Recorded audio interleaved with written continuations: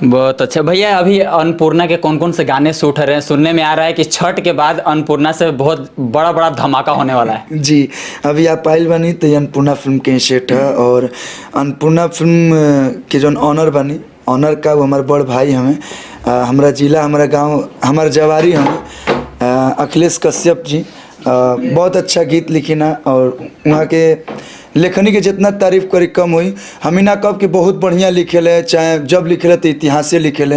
अगर जो ना गाना के दर्शक पसंद करता वो खराबे लिखता यानी कि बहुत बढ़िया लिखते रहे।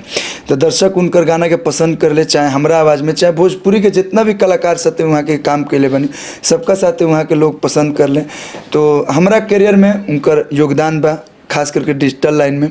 जब से डिजिटल भइल दुनिया तब से हमने के ट्यूनिंग बनल। भैया आपके एक मूवी का बहुत ज़्यादा इंतजार हो रहा है जो पावर स्टार पवन सिंह जी के साथ हर हर गंगे, भोजपुरी में लगभग वो मूवी है कि इतिहास रचने वाला है। उस मूवी का हमारे जो ऑडियंस है बहुत बेसब्री से इंतजार कर रहे हैं। चाहेंगे वो मूवी कब तक आने वाला है, जरा हमारी ऑडियंस को बता दीजिए। देखिए हमारा तो उसमें मैं बस ऐसे उसको गेस्ट अपीयरेंस भी बोल सकते हैं, या ये बोल सकते हैं कि हर हर गंगे जो फिल्म है, गंगा स्वच्छ अभियान पे वो फिल्म बन रही है।